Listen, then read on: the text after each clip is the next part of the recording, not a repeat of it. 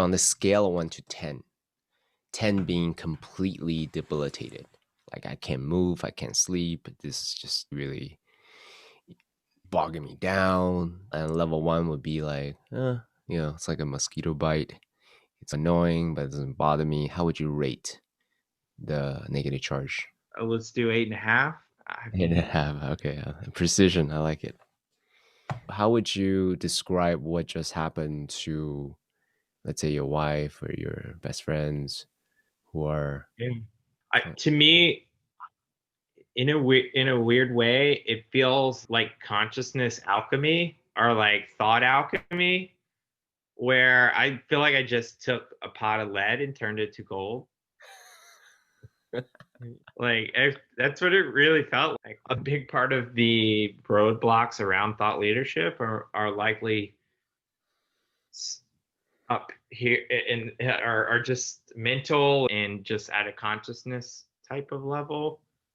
I've been feeling really caged in by this venture, and it really like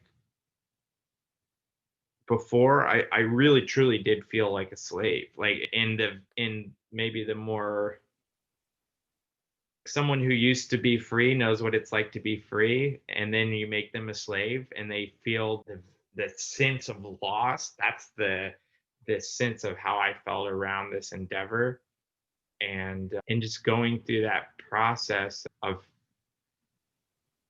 I don't, almost like washing away the separateness of the idea of being slave and free, of like going through this like a rhythmic wash. It was really surprising. It was really surprising. By the end, I legitimately felt neutral about the idea, and that being the idea of actually being a slave versus free didn't feel any different, which is a really surprising result. I'd probably then go on to say this is something I want to explore more, and this is really fascinating how the idea of the illusion of separation is like one of the more powerful illusions we have around our consciousness. And I didn't really know what to do with it, but I feel like the exercise unlocked something for me. A big part of my inhibitions are freed up, so I'm expecting myself to not feel so much friction around creating. It's always nice when you're just pleasantly surprised. Like, and I feel like I was pleasantly surprised. I feel like I had this vision of just golden fire and energy, just like pulsating.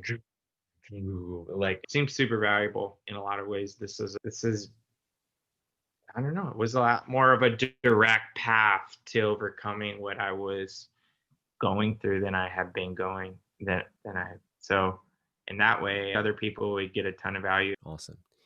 So in the beginning of this process, you said being a slave felt like a charge of 8 or 9. Where is Oh it yeah.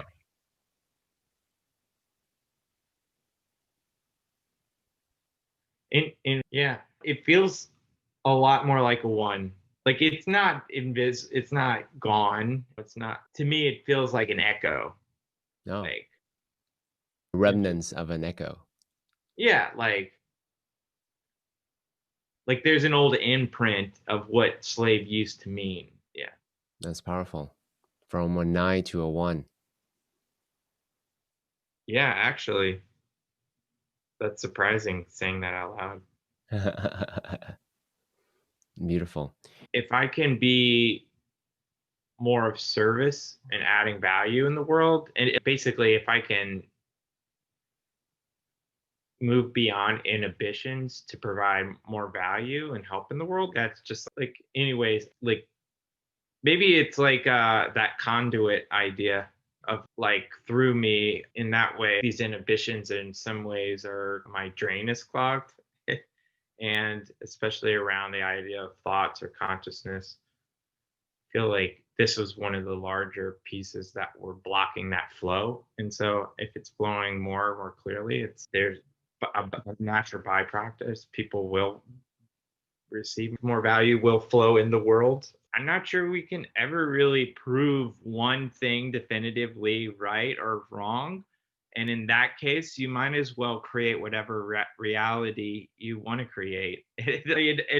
That I really do think that's a, a more, at least at a minimum, a more fun way of relating to reality.